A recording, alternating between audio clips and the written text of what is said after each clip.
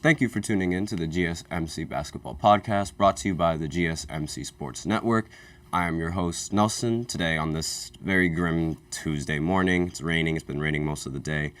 But regardless, we have three segments that we're covering as always. And in the first segment, we are going to be talking about how the NBA is for the first time officially reviewing the game on whether or not the game of basketball in the NBA has sort of shifted a little too much in favor of the offense as compared to previous years. In the second segment, we are going to talk about Dame and his comments on the Milwaukee Bucks, where he believes the Milwaukee Bucks should have been going this season, like the trajectory that the Bucks should have been going to this season. He had some words for that, so I'm just going to talk about that. And also, as always, we're going to do a quick recap of all of the NBA games that went down yesterday and some of the big stories, because there was a lot of big stories that happened in these games. If you watch my short, you'll know exactly what I'm talking about. But we also have a fourth segment inbound, as always, so stay in tune for that. I'll reveal that later in the third segment. But before I begin with the first segment, I'd like to remind everybody, as always, please remember to tip and to donate to get your comments recognized. Be sure to use the link that is in the description or the link that is displayed below the ticker of every show segment. That is streamelements.com/gsmcsportsnetwork./tip. Really helps the show, makes the show much more interactive between myself, the host, you guys, the viewers. So once again, the link is streamelements.com/gsmcsportsnetwork./tip. And with that out of the way, I'd like to go ahead and talk about the NBA officially reviewing this. But before I talk about this, I wanted to just give, this is a basketball podcast, there was recently an update about the confirmed members of Team USA. And I'll do that in a different segment. But for now, what we know, the confirmed members for Team USA are Drew Holiday, Kevin Durant, LeBron James, Stephen Curry, Joel Embiid, and Jason Tatum. So I just wanted to throw that out there. I'll probably cover it tomorrow in a different segment. But those are the confirmed players for Team USA that we know of. They were just confirmed earlier, 30 minutes ago. So just wanted to point that out there. And also, March Madness is coming. So usually, on this podcast, I talk about NBA basketball, but I'm definitely going to talk about March Madness and all the games that will go down then, because it's March Madness. How could I not talk about it? But let's go ahead and let's talk about how the NBA is officially reviewing whether the game is being tilted a little bit too far on the offensive side of the ball. And now, most casuals of the NBA, they believe that this is already true, that the game is while the game, yes, is completely different from what it was back in the 80s and the 90s, it's much more offensive heavy now. And if you're a casual, it's very easy to notice that it's much more offensive heavy this year. And it's if it feels as if this has been long overdue, and it's sort of as if they should have done this a long time ago. However, if you're not a casual, then you would know that this sort of offense, it's never really been seen before, even from an era late in the 60s, when the pacing of the game was much faster than when it was in the 80s and the 90s. It showed that their offense was it was very powerful back then in the 60s. Well, not really powerful, but there was a lot of scoring, and there was abundant amount of scoring in the 60s because the pacing was a little different. And in the NBA now, the pacing is similarly just as fast as it would have been back then. And if you're a casual, you wouldn't really know why the offense is powerful and why it's much more potent now. But from the previous years, since I'd say from 2014, not even 2014, maybe 2017, up until now, the teams have been adapting to the fast pacing that Golden State was playing with, because obviously, we say Steph Curry changed the game. It's not just an understatement. It is absolute fact. He has definitely changed the game. And part of the change is the pace of the game. And that was the reason why offenses weren't really the same back, weren't as scoring as much back in the 90s and back in the 80s. And that's something that not many people understand. Like, yes, the three-point shot is part of it. Like, the rise of the three-point shot is part of it. But it's also the spacing that's a part of it. And it's not just the spacing. Like, I meant the pacing. Pardon me. It's the pacing that's part of, and the spacing, that's part of this rise in the offense. Because the game is much faster. Obviously, there's going to be, and like people shoot the ball a lot quicker. Obviously, there's going to be more opportunities for the team to score if both sides are just shooting whichever open shot they can get. So it makes total sense. However, now the NBA is officially reviewing it, so it might not make as much sense as we would have thought if you're not necessarily a casual. And just to bring up some of the examples, in 2013 and 2014, the team average, like for every single team, that the team average was 101 points per game, which is a lot of points per game for like every single team in 2013, 2014. Now, 10 years later, 2023, 2024, the team average has jumped to 115. That is a 14-point jump. And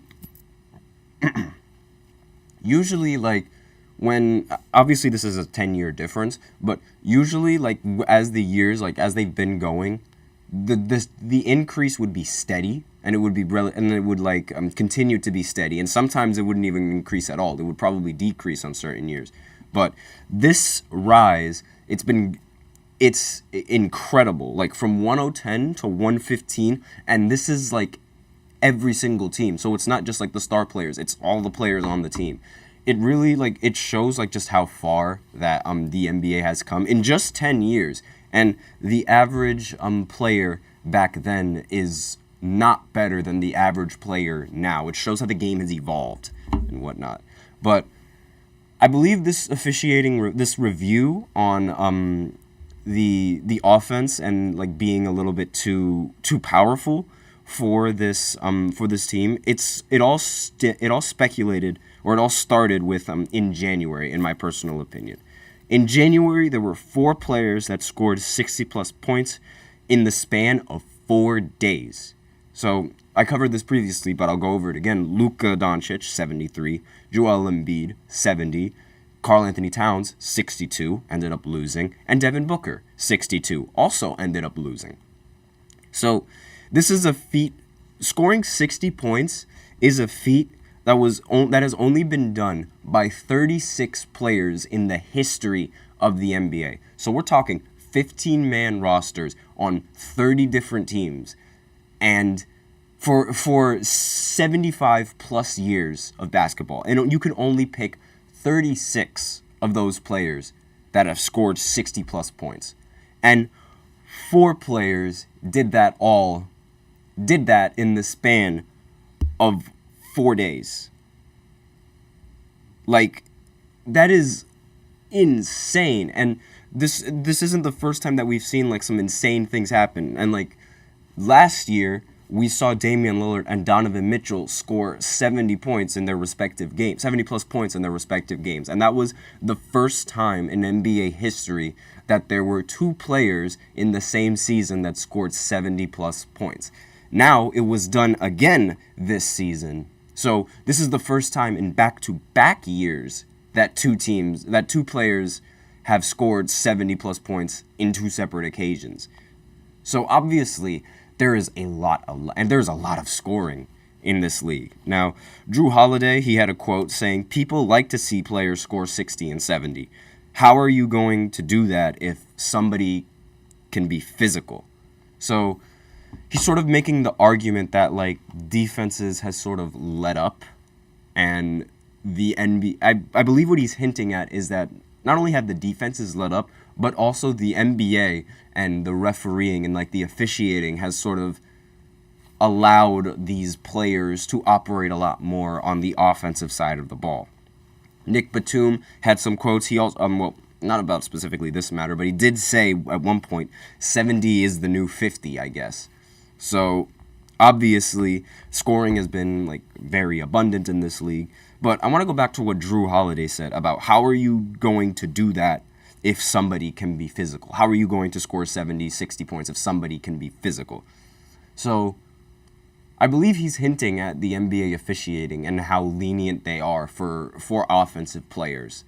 And what I mean by that is, like, I don't want to completely, like, talk down on, like, the NBA and their officiating, but it seems that a lot of the calls that are put in the game and, like, a lot of the foul calls that you see, they're much more in favor of the offense than it is to the defense. And what I mean by that is most of the time whenever a star player goes up in the paint, they tend to over-exaggerate the kind of contact that's actually being given to them. And Joel Embiid is a perfect example of this. I'll just use Embiid as, like, the general example since he did score 70 points. So I'll just use him as an example. So defenses, they have to play Embiid much more passively than they would normally in, like, a pickup game, I guess you could say. Usually in a pickup game, players would press up and they would try to bother the defender in any way, shape, or form that they possibly could.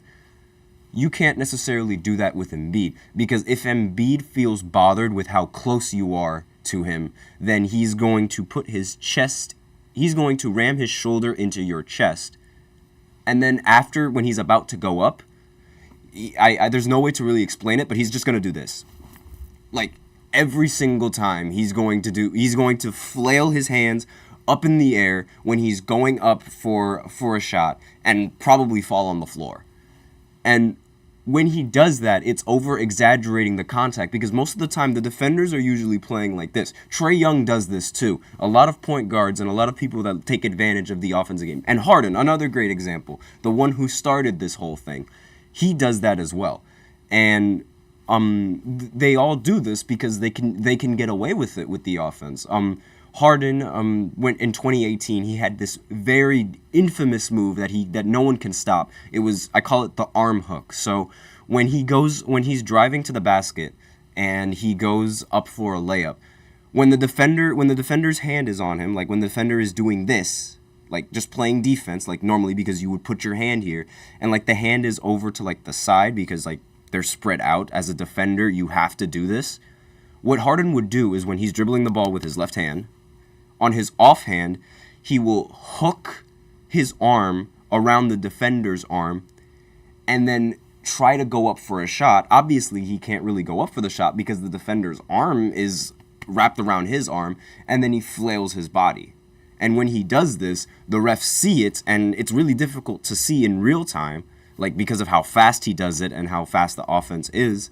But he does it in real time. It looks like he's getting fouled, when in reality, that's not what's happening. He's sort of trying to bending like the officiating into his will, which isn't, I'm not trying to knock him down for doing those kinds of things. I'm definitely not trying to knock him down for that because it's allowed. Like, the refs are letting it happen. So he's just taking advantage of he's taking advantage of the officiating, which is creative, and I'm not going to knock down the creativity whatsoever. It's just when it's done over and over and over again, and that's how when you generate a lot of your points, it gets a little bit annoying to watch, because I want to watch the game. I don't want to watch you at the free throw line just shooting free throws. But that's essentially what these players tend to do.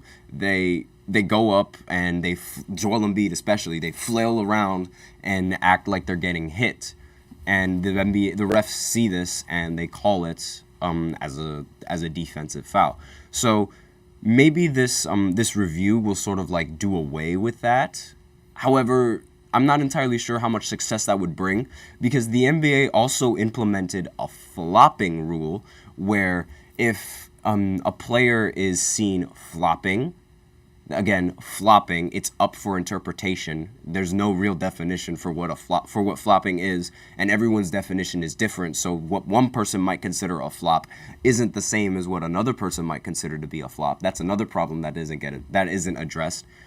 But it's up for interpretation, and I haven't really seen that rule really put into place. It was put into place in the beginning of the season last year, and the beginning this year, to show oh, this new rule is in place, it's there. But it's not like they really use that rule.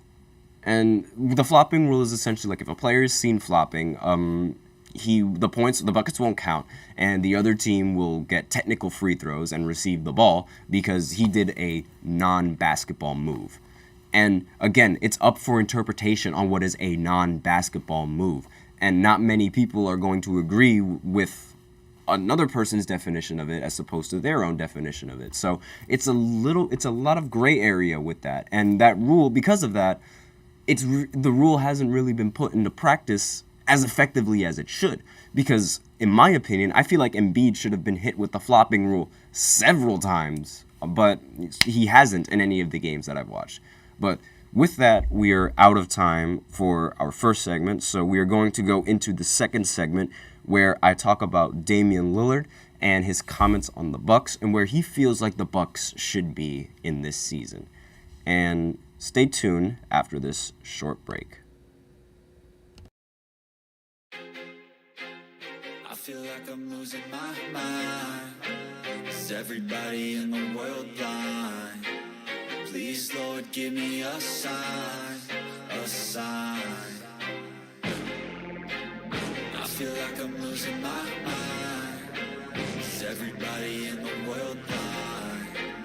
Please, Lord, give me a sign, a sign. I wanna be the greatest. Everybody on the fake shit. I look around and feel like everybody is the fakest. I make this every day and I'm impatient, hoping one day I blow up from the basement. Statement, the top is so vacant. I don't hear shit that I think is amazing. Waiting for my day when I'm playing sold out shows for 1,000 faces. Hey, give me that crown, get in my way and to be put down. It ain't your place, all this my town. If I want that shit, then I'll get it right now.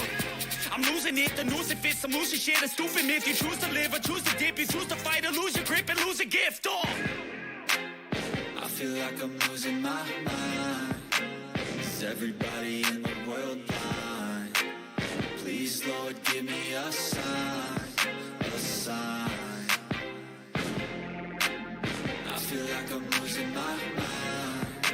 Is everybody in the world blind? And we are back with the second segment of the GSMC Basketball Podcast, brought to you by the GSMC Sports Network. I'm your host, Nelson, and today in this second segment, we're going to be talking about Damian Lillard and his comments about the Bucks and where he thinks the Bucks should be. I'm just going to talk a little bit about that. But before I get into that, I'd like to remind everybody, as always, to please remember to tip and to donate to get your comments recognized. The link is displayed below the ticker, as well as of every show segment, as well as the link in the description below. That is streamelements.com/gsmcsportsnetwork./tip. Helps the show, makes the show much more interactive between myself, the host, and you guys, the viewers. Once again, the link is streamelements.com/gsmcsportsnetwork./tip.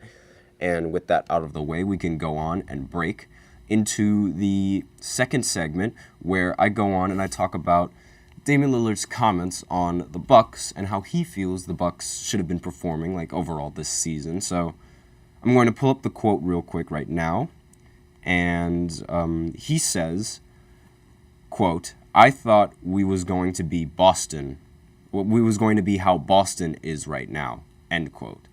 So Damian Lillard, he feels as if the Bucks, they aren't really performing obviously we all know that the Bucks, they've been largely disappointing recently with Doc Rivers coming in as their new head coach, and they've dropped down from 2 all the way down to 4 or 5 in the seedings, as well as in the power rankings. We've reviewed the power rankings several times. They moved from being in the top 7 and top 8 all the way to not being in the top 10 at one point.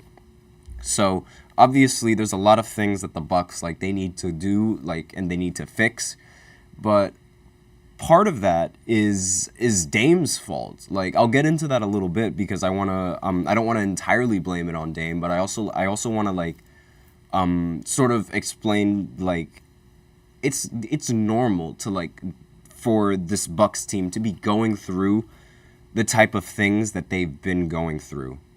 And I feel like while Dame might sort of feel like it's disappointing, it might be a little bit, I think it might be over-exaggerated. Now, the Bucks, again, they're in the 3rd seed. They sort of just found their stride in winning a couple of games. But the gap between the second seed and the first seed in the Eastern Conference is much greater than the gap between the first seed and the 10th seed in the Western Conference. No, actually, the 8th seed in the Western Conference, excuse me.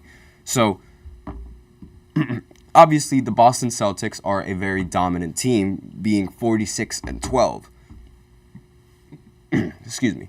So, for Dame to believe that the Bucks would have immediately been like this team, I feel like it's a little bit too much. I understand Giannis, phenomenal player, and Dame, phenomenal player. And if you put them together, it just sounds like the perfect combination. But at the end of the day, it's not just two players on one team. There's a whole 15-man roster on basketball teams.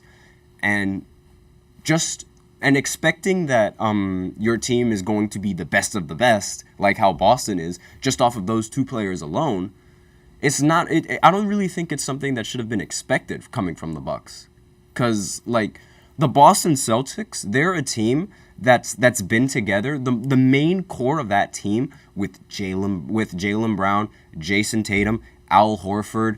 I'll just name a couple of more players on that roster that I mean, they had Marcus Smart. Unfortunately, like now after the trade, they sort of like they don't have him anymore. Derek White, all of these players, they've like Luke Cornett, all of these players, they have that chemistry from previously playing with each other, especially Jason Tatum and Jaylen Brown. This wasn't an overnight thing for the Boston Celtics. This was a team that was built from the ground since 2018, I believe, when they made the Western Conference Finals with Jason Tatum as a rookie. Like, this team has gone through it. They've gone through all sorts of hardships to get where they've been at right now. And we can't expect teams to be like Golden State, where they got Kevin Durant and they were immediately the best team and everybody immediately expected them to make the finals. That's a completely different scenario, because that team was incredibly stacked and incredibly powerful on the offensive side of the ball. And the Celtics, they're incredibly powerful on the offensive side and the defensive side, but that was through drafting and through chemistry. And the Bucks recently acquiring Damian Lillard, like, they still need time before they can be that dominant team. So I think now it wasn't the season to expect that kind of dominance from the Bucks. However, I am not going to say that they haven't been disappointing this season. In the beginning of the season, when they had Adrian Griffin, it looked like the Bucks were like it looked like the Bucks and the Celtics were the team to beat. Like, the game difference wasn't as big as it was now between the 1 seed and the 2nd seed, because the Bucks and like the Celtics, they were relatively close in terms of their record. But when you add in a new coach mid-season, obviously there's going to be a lot of adjustments that need to be made mid-season. Not to mention the adjustments that Dame already had to make, being the second option on the Bucks under Adrian Griffin. Now he has to go through like a whole new coaching scheme mid-season. So essentially for Dame, that's 3 different head coaches in the span of less than a year. So that's not something easy for a team to overcome and for a player to overcome. And we talk about disappointments coming in from the Bucks. Dame has low-key been a very strong point in those disappointments. Like, he's been a very prominent point in those disappointments. And like, I'll talk about it more in a different segment you'll see later on. But Damian Lillard's his efficiency and his true shooting percentage and his numbers, they've all dropped considerably. Now, obviously, like, the raw numbers and the raw stats, they're expected to drop when you go from being the number 1 option in Portland to being the number 2 option in a competing team. But it's the efficiency that I'm looking at, and the efficiency has dropped tremendously for someone like Dame. Dame has the reputation of being an elite 3-point shooter, and he's shooting 34% from 3. Someone who has that reputation as an elite 3-point shooter and was getting talked about being as good of a shooter as Stephen Curry. doesn't shoot this bad from the three. It's very bad for him. Now, for any other player that doesn't have that reputation, it's seen as decent, or it's seen as like pretty good. But for someone like Dame, he should be shooting in the high, like 38, 39% from three at the very least. But he's not doing that, especially like given how like the load has changed. His efficiency should have like at least like taken a leap, similar to how Kevin Durant, when he was on Golden State playing with Curry and Klay, his efficiency took a leap because there was not much pressure on him on the offensive side. Granted, there was a lot more pressure on him to win these games, however, and I feel like that pressure is sort of getting to Dame, and it's like he sort of doesn't necessarily know how to, I wouldn't say know how to deal with it, but it's new for him, I guess, because now he's expected to win, and he's expected to have these types of performances day in and day out. When you're not really expected much from the media, it's a lot easier because there's a lot less stress. But when you're expected a lot, there's like a lot more that goes on in your mind. However, being someone like Dame, having a clutch reputation and being ice cold, these type of things shouldn't really affect him. So I feel like most of this disappointment is more so like on him rather than like the team as a whole, because I feel like if Dame were to play like and was at least like just a little bit more efficient from the field, they would have won a lot more games here, in the race between, and the game difference between the first seed and the second seed would be a lot closer between the two of them. Obviously, like, it's still early in the mid-season, so Dame has time to sort of like and the Bucks have time to sort of adjust to it, but again, like, this sort of stuff, like, I felt like it should have happened instantly with Dame because of, like, his reputation and as a player and as a shooter. But going into a new environment, going into a new offensive scheme, obviously, like, there might be some hiccups. And there's a little bit of debate, honestly, on who the leader of this team really is. Giannis keeps saying it's Damian Lillard, but the media refuses to give it to Dame, and they can insist that Giannis is the key player on this team. And I think it's sort of like both. Like, I'm very much for, like, the team basketball and whatnot. I don't think this Bucks team has, like, that guy. Like, they do have that guy, and they do have two guys, right?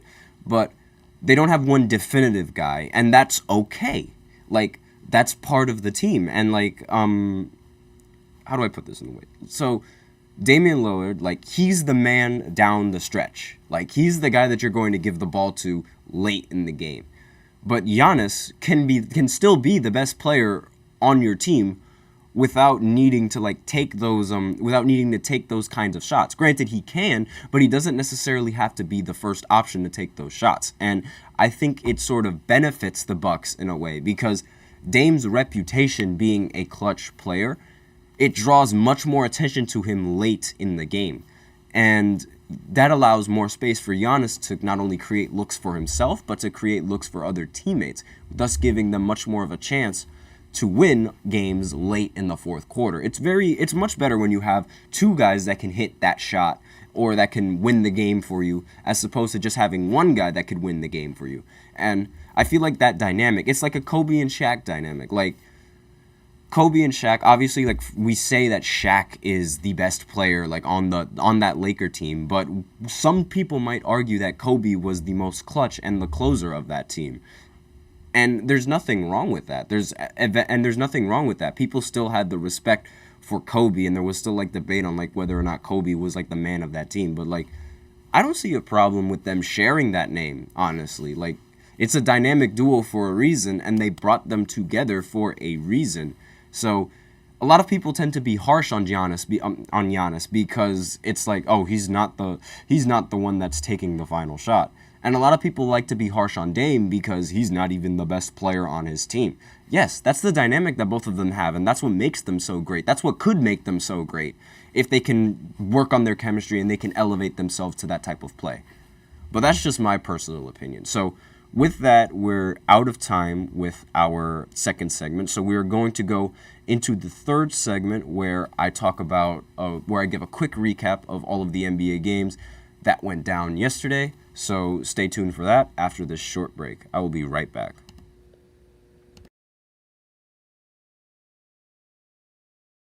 For the best and latest podcasts available anywhere, go to the podcast app on your cell phone and type in GSMC to access free content-rich podcasts on health and wellness, book reviews, sports, entertainment, relationships, social media, movies, technology, finance, and even weird news. Subscribe and download the GSMC Podcast Network's family of shows, available everywhere podcasts are found.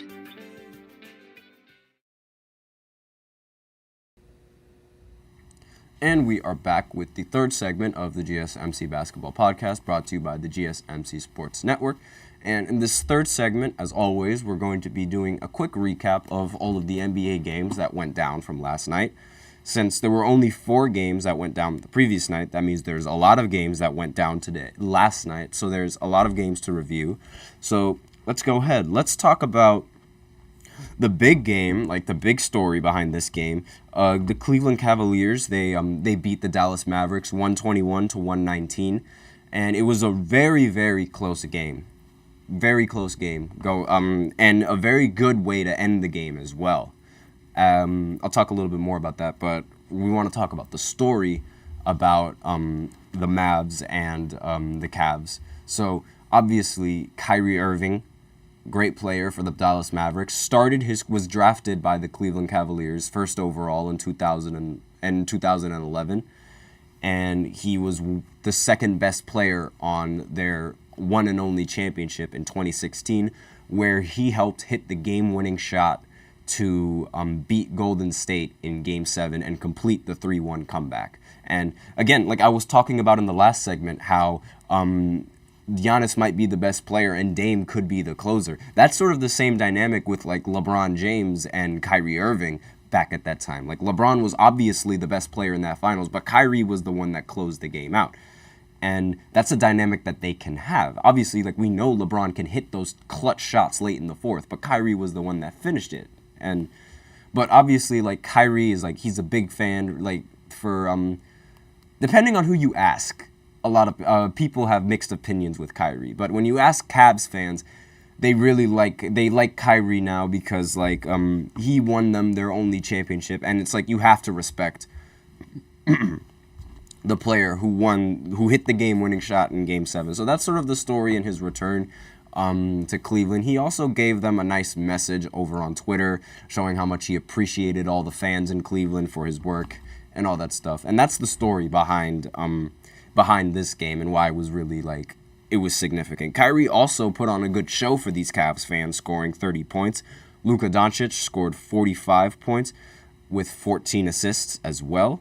And they ended up losing, unfortunately, because Max Strus ended up hitting a half-court buzzer beater to win the game.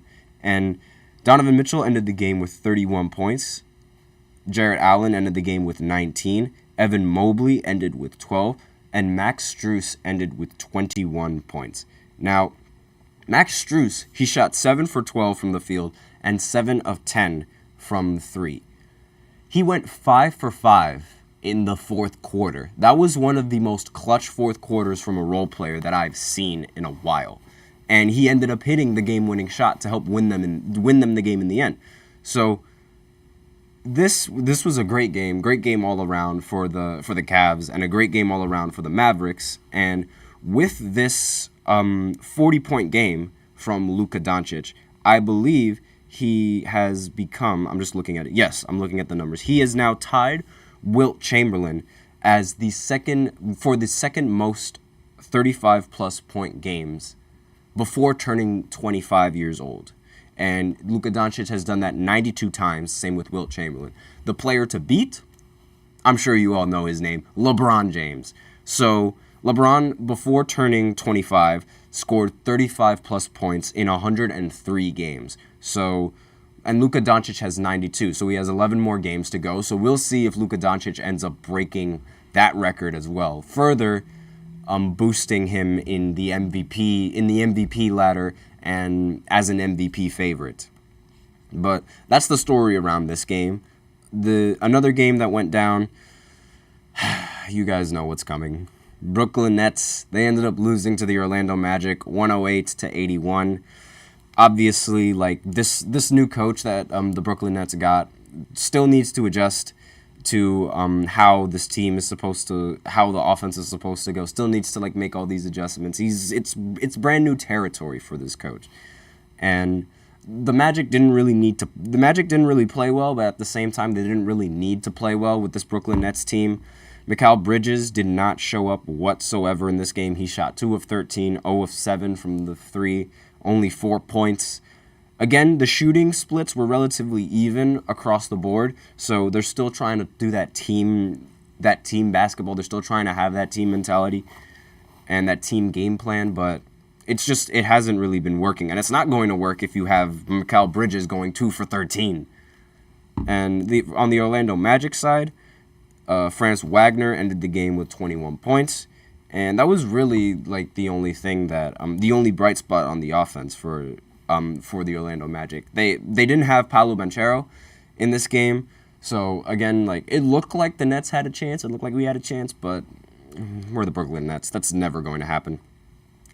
Golden State ended up beating the Washington Wizards in Chris Paul's return to the Golden State Warriors and the rotation, and in Jordan Poole's return to trying to play against his former team. Obviously, we know Golden State, they let Jordan Poole go, and the Washington Wizards, they signed Jordan Poole. I'm actually going to talk about Jordan Poole a bit more in the fourth segment that's coming up, so stay in tune for that. But obviously, like the Wizards, one of the worst teams in the NBA. Kyle Kuzma had a tweet saying basically don't be that team, and that team that he was talking about is the Pistons. And as of right now, the Wizards have the exact same record as the Detroit Pistons. So hasn't really been looking well for Kyle Kuzma in that tweet, and starting to look like one of the most ironic tweets in NBA history. But he ended up having a great game too, ironically, scoring 27 points on 12 rebounds. And everybody on the Wizards, they had a great game, except for Jordan Poole. Jordan Poole only had 12 points, shot 17 shots, and only made 5 of them. And I'm not going to talk about Jordan Poole much because I do want to talk about him later in the next segment. But Tyus Jones ended the game with 14 and 17 assists. So that's very impressive. For a team that isn't really that good, the fact that he ended with 17 assists is astonishing in my personal opinion. But the Warriors, they didn't play that well this game either. Stephen Curry, for the first time in a while, was held scoreless in the first half. But he ended up picking it up in the second half, where he ended with 18 points. He didn't shoot the ball efficiently at all, 6 for 21. But in the end of the day, he didn't really need that. Klay Thompson, coming off the bench, he's sort of been showing that he can't come off the bench, and he might be better for him to come off the bench. He scored 25 points in this game, 9 for 16. Jonathan Kuminga, fantastic basketball player. Great. The experience that Draymond has is definitely rubbing off of Kuminga, and he's really the player that can talk the talk and walk the walk. He shot 10 for 13 from the field with 21 points. Clear cut, the second best option on the team. Maybe even the third option. I'm not sure like how we're doing with Klay Thompson. I have Klay as the third option and Kuminga as the second option. But he's around there, and it's astonishing what he's been doing. So, and Chris Paul, while he didn't really do much on the stat sheet, only 9 points on 3 for 6, obviously he went in and he helped like the rotation. He got 4 steals, so that was more possessions for the Golden State Warriors. He also ended with 6 assists. Not relatively like great numbers that we usually see from Chris Paul, but given that he only played 22 minutes and his role on the team is significantly less than his role on several other teams, it's great production coming from Chris Paul. But not really much that needs to be said. The Golden State Warriors are clear-cut the better team, and Jordan Poole and the Washington Wizards are definitely not what they were expected to be this year. But that was basically it. The Boston Celtics continue showing everyone that they're the best team in the NBA. They beat the Sixers 117-99. The Celtics, they own the Sixers, and they've been owning the Sixers for the longest time. So it's no surprise that the Celtics were able to come out with this win. Tyrese Maxey ended the game with 32 points. but the rest of the team didn't really show up in the starting lineup. There were some bench players that ended up showing up, but again, this is far from the response that I expected the Sixers to have from losing Embiid. So we saw that they were ranked like 14th in power rankings in the yesterday, I believe. But again, I feel like this ranking should be like, they should be way lower than 14. They should be like bottom 20 at this point with what they've been showing me from this team. And Maxey, again, he had 32 points, but it wasn't enough for the high-powered offense of the Boston Celtics. Jaylen Brown ended the game with an efficient 31 points, 11 of 14 from the field. Jason Tatum ended the game with 29 points. Kristaps Porzingis also ended the game with 23. Jrue Holiday ended with an efficient 13 on 6 for 8 shooting. And that's all that really needs to be said. The Boston Celtics have shown that they are the best team in the Eastern Conference, and all that's left to prove for them is if they can make it all the way to the finals. That's sort of the expectation for Boston. They are finals bound, if you will. And let's see. Let's look at some other games that went down. Milwaukee, they beat the Charlotte Hornets 123-85. This is the largest win this is the largest win difference for the Milwaukee Bucks, as they ended up, like, obviously this game was a blowout. This game was never close to begin with. From the start of the first quarter, this game wasn't close. To the end of the first half, this game wasn't close. And obviously, like, the Hornets, they're one of the worst teams in the Eastern Conference. They have an argument for being worse than Washington and the Pistons. Actually, they're close in record, but they don't really have an argument for being worse than those teams. But they're still really bad. They're bad, but not Pistons and Washington Wizards level bad. And there wasn't really much production on the offense for the Charlotte Hornets. Everybody shot inefficiently except for Trey Mann, who ended up with 16 points on 6 for 12 from the field. Brandon Miller ended the game with 14 points on 14 shots. So, obviously, there was not much production going on the offensive side of the ball for Charlotte. And Giannis Antetokounmpo ended the game with an efficient 24 points on 8 for 13 from the field. Damian Lillard also ended the game with an efficient 23 points on 8 for 14 from the field. So, and overall, like, the spread and, like, the scoring, it was really more of a defensive, like, dominant performance than it really was an offensive dominant performance, I guess, from the Bucks. At least going by how like the scores of this game. In the first quarter, there was a lot of scoring coming in from the Bucks, but it sort of like went down a little bit in the second. They still kept scoring, obviously, but it wasn't the same, and it wasn't like they were just repeatedly like scoring so much. And it was more so defense, because again, they held Charlotte to 85 points. That's defense right there. And again, that's something that they sort of lacked, having Dame at the point guard, given the fact that he's not that good of a defender. So far, though, like the Bucks, they've come out of All-Star break and they've been winning a lot of these games. So maybe now they've sort of figured it out. We still have to see. It's still early, but maybe they figured it out, and maybe they're not going to lose a bunch of games like how maybe it's not expected for them to lose a bunch of games now like it was before. And other games that went down, other important games that went down. The Pelicans went up against the New York Knicks, and they ended up beating them 115-92 in the Garden. Obviously, as I mentioned previously, the Knicks are still suffering from players that have injuries. 3 players on the Knicks starting rotation had to play 40 minutes, and there was no Brunson this time in this lineup, so it sort of makes sense how the Knicks couldn't prevail. Someone made a hot take previously that the Knicks would be a bottom team without Jalen Brunson. I don't entirely believe that, because there's still other pieces to the team that aren't healthy, so it's unfair to make that assumption just yet. But obviously, without having Jalen Brunson in the rotation, your offense is going to fall a little bit. So it makes sense that the Knicks were unable to prevail in this game. And I still don't think that the Knicks should worry about anything. I think that they have the best chances to go up against the Boston Celtics in the Eastern Conference Finals. If the Bucks don't figure it out.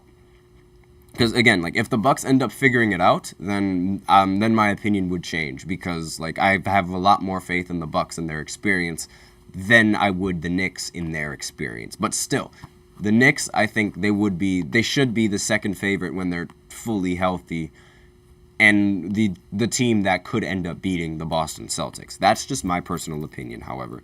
DiVincenzo ended the game with 23 points. Bogdanovic ended the game with 20. And Precious ended the game with 15. Josh Hart ended the game with 15 as well. And McBride ended the game with 10 points. Now, obviously, like, these stats, like, they're relatively split. And, like, and they aren't really efficient. I didn't really bring up the shooting because all of those players that I mentioned, they shot very inefficiently from the field. So that obviously played a part as to why they didn't end up winning. The Pelicans, on the other hand, obviously we know how good of a team that they are when they have Zion in the lineup and when they have Brandon Ingram and CJ. Those three guys are great players, a great big three that they got. Brandon Ingram ended the game with 24. Zion ended the game with 21. And there was no McCollum in this game, however, but we all know what all three of them can do, like, as a team. So I guess now that since McCollum wasn't in the lineup, it was a little bit even, given how the Knicks didn't have Jalen Brunson. But still, I feel like the Knicks had a lot more players that weren't in the rotation than the Pelicans, and this loss was like expected for the Pelicans, and not something that the Knicks should really worry about going on later into the season. The Timberwolves, they continue their hot streak of winning a bunch of games, beating the San Antonio Spurs 114-105. Victor Wembanyama, he's ended the game with 17-13. Obviously, not really much to talk about in this game, other than like Victor Wembanyama's performance and Anthony Edwards ending the game with 34 points. It was just the standard, the best team in the West going up against the worst team in the West, and obviously, like, the best team ended up prevailing. So Victor Wembanyama, he's like, while he didn't really play well in this game, he's still, in my opinion, the clear-cut Rookie of the Year, and there's no other player that's going to pass him in that Rookie of the Year. He's leading the league in blocks as a rookie and averaging 3 of them. That is incredibly impressive for a rookie, and obviously, like, his height is going to play a part into that, but it's how he uses his height and how he takes advantage of that height. I mean, a lot of players are relatively tall and have relatively big wingspan, like Kristaps Porzingis. We haven't seen Kristaps do that. So I just wanted to talk about that just for a little bit, because I'm big on Victor. I like Victor Wembanyama. He's a great player. I'm very excited to see what he has in store for the rest of this season. Now, the Hawks, they ended up beating the Utah Jazz without Trae Young, as I mentioned for a little bit, and I mentioned in a short. Trae Young is out of the rotation for now due to an RCL injury on his left hand, and because of that, like, since he can't really shoot the ball, he needs his left hand to shoot the ball, he can't really play.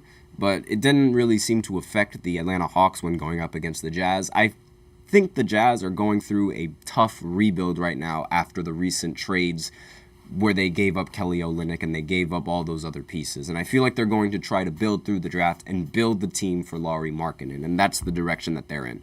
So they're tanking, especially since they're out of the play-in now with Golden State in the play-in. They're tanking.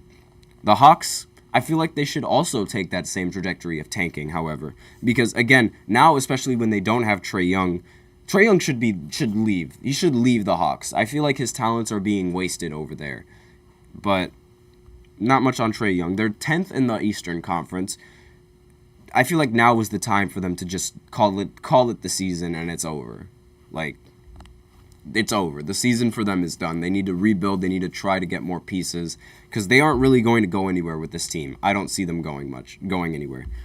We're running out of time, so I'll just recap. I'll just briefly cover the rest of the scores for some of these games. Oh my goodness, the Pistons. They ended up winning a game. They beat the Chicago Bulls 105-95. I completely forgot about this game because it's the Pistons. And I don't really talk about the Pistons all that much. But the Chicago Bulls, they shot 2 for 29 from 3.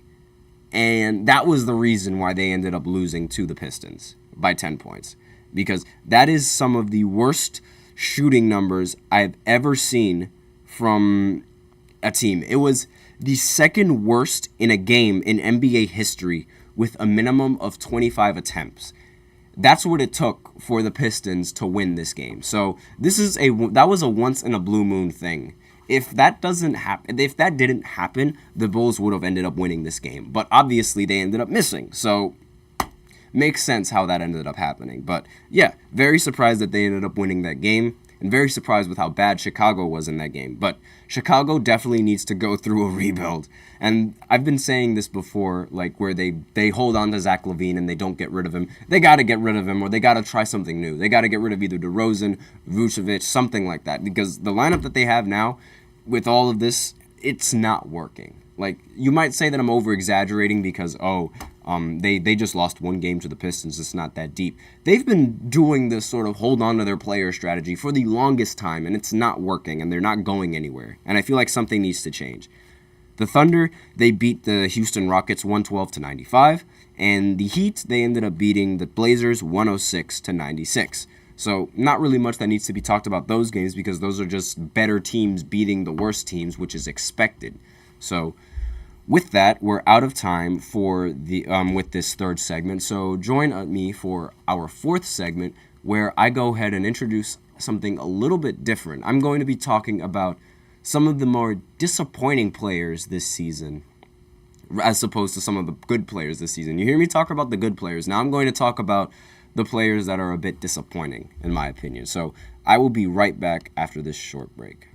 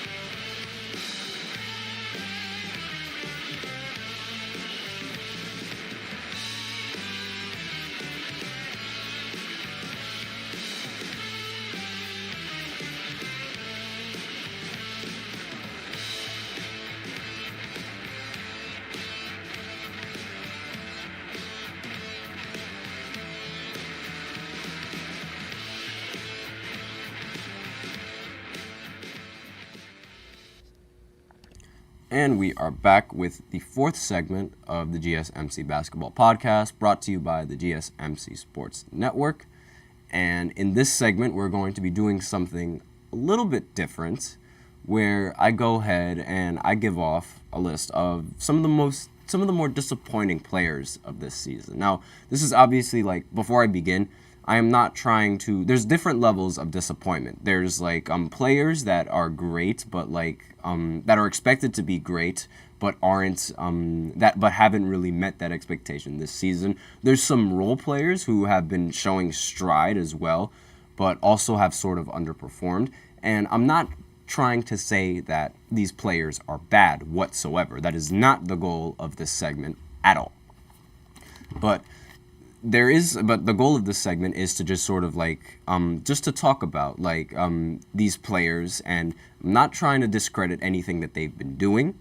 However, what was expected, I'm just going to talk about what was really expected of them going into this season and how they sort of haven't really met that expectations. Now, that doesn't necessarily mean that the player is bad, and you'll see what I mean in a minute, but I'm just going to go ahead and give off the list, but I'm not trying to slander any of these players. I just wanted to let everybody know before I begin on this segment. So, one of the more disappointing players, in my personal opinion, I'll go from what I think is least it'll be 10 to 1. So it'll be the bottom of the list all the way up to the top of the list, in my personal opinion. So, I believe Cade is actually one of the more disappointing players in the NBA. Now, obviously, it might be a little bit unfair to say that because Cade is on the worst team in the NBA, and he is putting up great numbers for being on the worst team in the NBA. But again, this is sort of this is sort of the story of like good player on a bad team type of thing. And being that he was drafted a high overall pick a few years ago, it was sort of expected that he will help elevate this team, and that sort of hasn't really happened. And again, I know that this team is the worst team, but if you look at his on-off numbers, the team tends to do better without him on the court than they do with him on the court.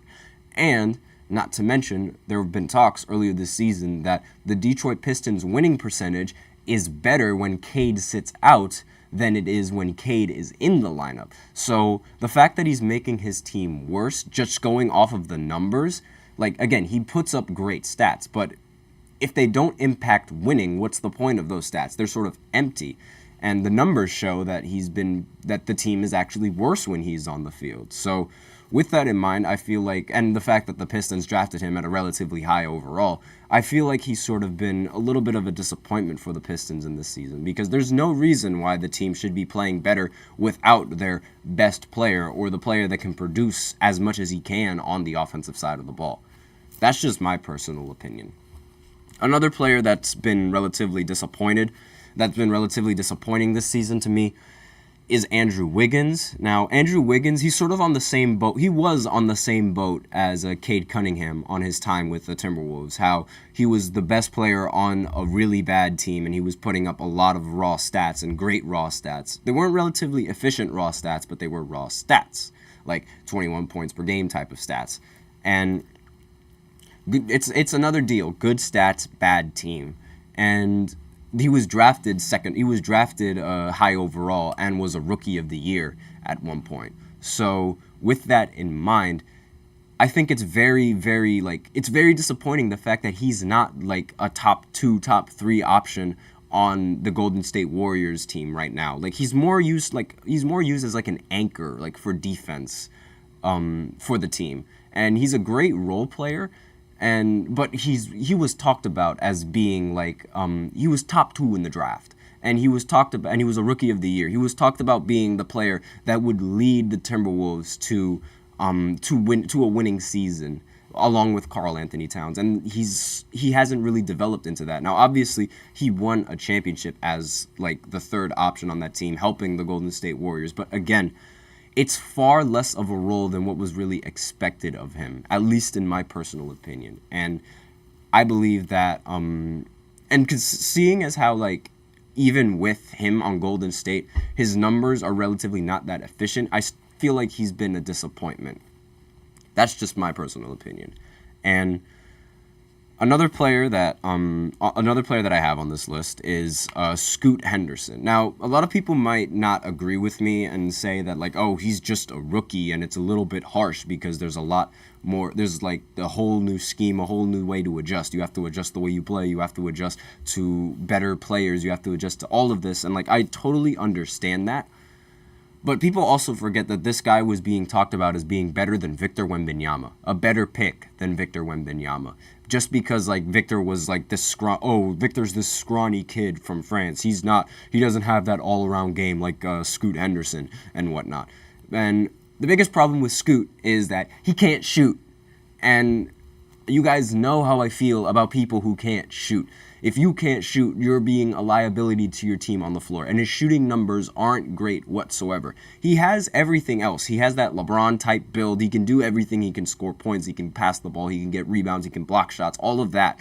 But it's the shooting that's the problem. And his PER is also terrible. He has a PER of under 9. He's very turnover prone. And this is someone that was talked about as being a better pick than Victor Wembanyama. And so far, that's been proved the exact opposite with this season, as Victor Wembanyama is leading all the rookies in Rookie of the Year and is clear-cut the best rookie in his draft class. And is clear-cut going to win Rookie of the Year, in my personal opinion. He leads all the rookies in every single possible stat that you could think of. So, with that in mind, it's like all this hype around Scoot Henderson, it's sort of been proving to be, it's all just proven to be hype so far. And it's been relatively disappointing because, like, again, Victor has lived up to the hype, but Scoot hasn't lived up to that hype. But that's just me. Another player that I got on this list, this might be a little bit personal because he is a Brooklyn Net, is Mikal Bridges. Now, obviously, Mikal Bridges, he's not a bad player, right? But the reason why a lot of people like really give him that praise is because of how durable he is. He doesn't miss a single game. He will play every single game. And I like that about Mikal, but that's sort of the only argument that you have for him right now. Compared to what he was last season, he's a much more inefficient scorer. He's a much more inefficient shooter. And everything about him has just sort of been relatively inefficient. Everything has dropped, and he hasn't made that leap yet into being the best player on the Brooklyn Nets. Obviously, like, it's to be expected coming from Phoenix to this situation, and with the production that he was having late in the season with the Brooklyn Nets, it was sort of expected that he would take that leap. But as of right now, he hasn't really done that. And the next player on this list is Jalen Green, and he's disappointing because, in my personal opinion, he's literally just a shot chucker. He's a shot chucker on a bad team, and he's shooting the most inefficient this year as opposed to what he's done previous years, like the last 3 years that he's been playing. And it's the worst that it's been. His numbers are the worst that it's been, and it's only got and the team, Houston as a whole, has gotten better. Even Dylan Brooks, who was the villain of the NBA last year, and he's gotten better on the offensive side of the ball for Houston. And I feel like Jalen Green, he's not the player that like Houston thought he was going to be. He's just a shot chucker. So Houston should rebuild around Sengun and not Jalen Green, and they should get rid of Jalen Green as soon as they can. At the next slot that we got is Bradley Beal, and he's been up and down this season. Like he's very injury prone, and I feel like that's sort of the main reason why I consider it disappointing, because he's injury prone, and on top of that, in the games that he's played, he's not been the best player that he has been. Obviously, like your production and points are going to drop when you're playing with players like Devin Booker and Kevin Durant. But again, your best ability is your availability. He hasn't been available in any of these games, and it's not only that, he hasn't really been playing well in any of these games, and he doesn't really impact winning all that much. I looked recently, and like when he scores 40 points, his team ends up getting a losing record. So it's like his team ends up losing, and he has a losing record when scoring 40 points. So I wouldn't really say that his team, like his 40 points, really have an impact towards winning. That's just me, though. Another player on this list, Patrick Williams. He was a top 4. Not many people know who Patrick Williams is, and that's a problem that I have, because he was picked top 4 in 2020. And nobody's really talked about him. There's nobody that bothers to like mention how much of like a disappointment that he's been like in the projections, because top 4, he's expected to be something on the Bulls, and the Bulls, they haven't done anything recently in these last 4 years. Like they've just been the same mediocre team that they've always been with Zach LaVine, and he was supposed to be like the one to like help them with that, but like he hasn't developed, and he doesn't impact, he doesn't pass, and the only accolade that he has is like being an all-rookie team, which isn't really much. So just wanted to point some attention on that. And another player, Damian Lillard. Again, like I've talked about Damian Lillard in previous segments, but it's still very apparent. The only thing that he's done on a great level this season is free throws. Like everything else, like the free throws are what boost his true shooting efficiency. Everything else is exceptionally bad, and he's dropped in every single statistical category in terms of efficiency, points, assists, rebounds, all of that. And that is expected when you're playing with someone like Giannis and you're playing on a good team. But the efficiency is not expected to drop. It's expected to actually go up, given how you're not forced to take as many shots. And he averaged over 32 in his last year in Portland. But after finally leaving, his per game averages went down. His efficiency fell off a cliff. It went from 64 true shooting all the way down to 59 true shooting, and that is a very big drop for someone who has who's as good as Damian Lillard and like as good of a 3-point shooter as Damian Lillard. That's a big drop, but like the overall state of the team with the Milwaukee Bucks, they should be competing with like the Boston Celtics for that one spot, and they just aren't. But that's just my personal opinion of why I think Damian Lillard has been a little bit disappointing. And that leaves us with 2 more people on this list. And these 2 people are so disappointing, I literally could not pick between the two. So I'm just going to let the comments and the viewers go ahead and decide who they think is the more disappointing between these players.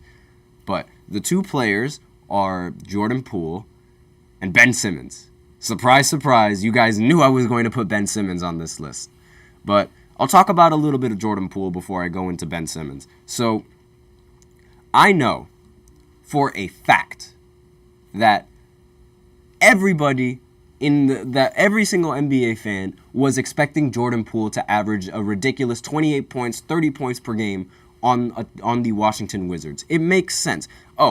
Jordan Poole has no pressure. He's on a bad team. He has the green light to take every single shot imaginable.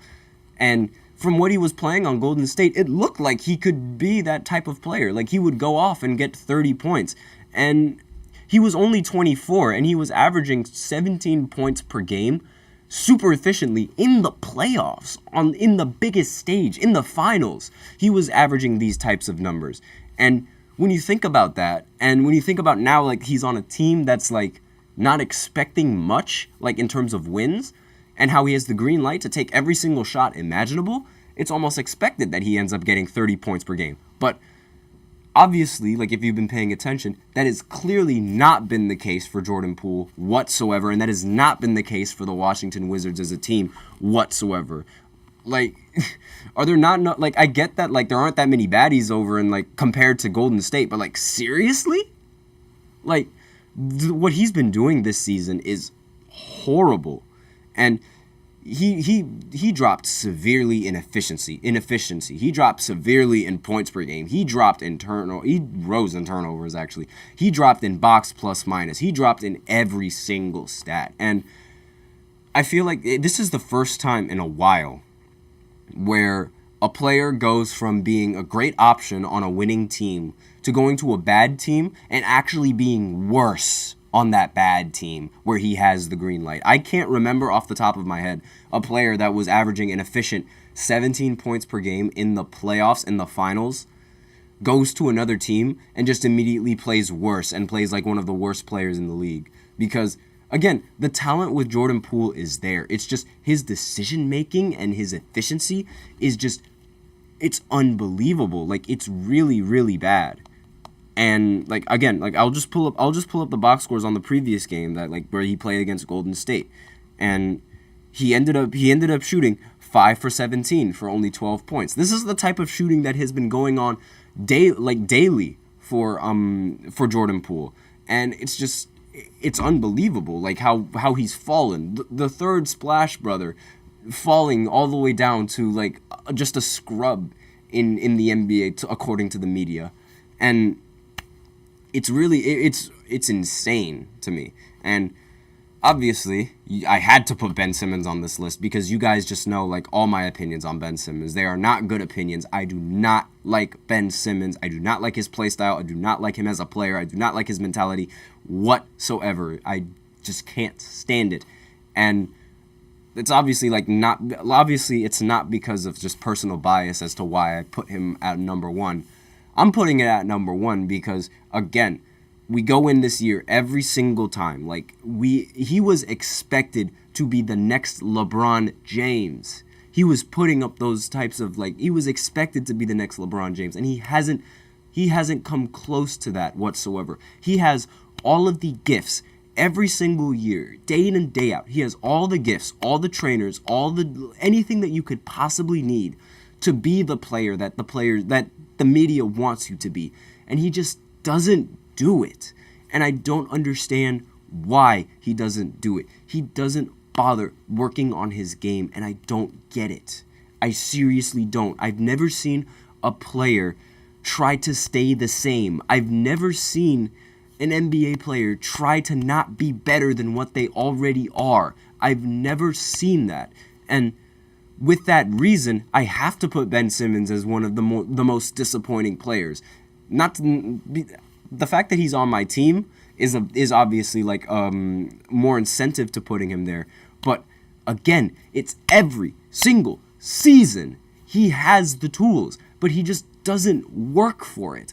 And I don't understand why, because of everyone that I've mentioned, he's arguably the most physically gifted out of all of those players.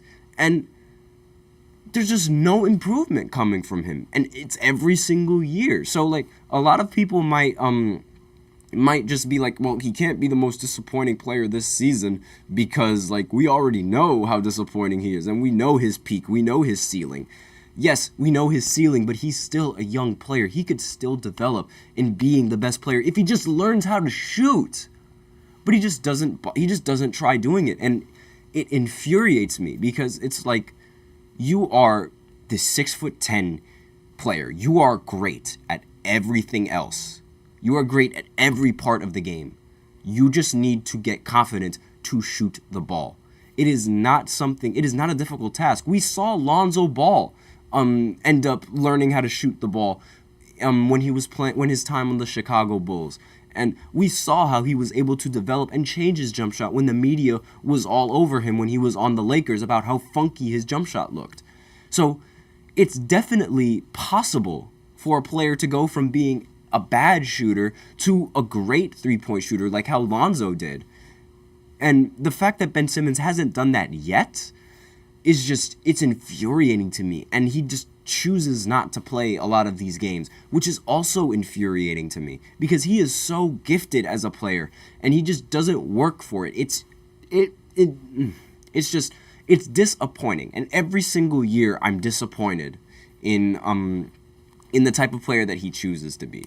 But that's just me and my in my opinions on those players. Obviously, like other than Ben Simmons, like I don't think any of these players are bad. And even then with Ben Simmons, I don't really think I'm not saying that he's a bad basketball player. I'm just saying that their expectations and what they could do, they aren't doing. And that's sort of what this segment has been about. I'm not trying to backlash any of these players.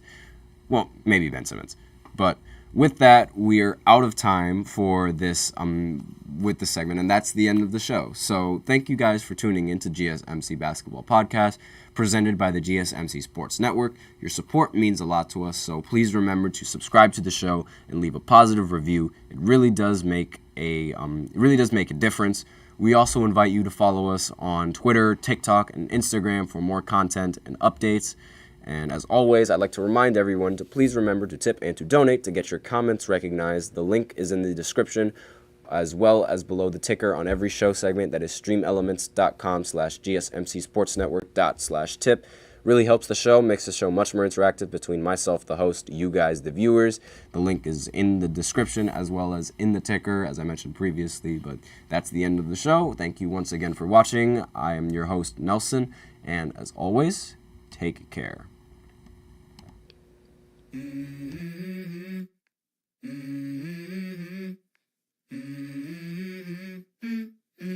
Let's go. I wake up to a little bit of drool on my pillow, feel like it's gonna be a bad day. Yeah, I'm tired of shit, and the coffee ain't hit.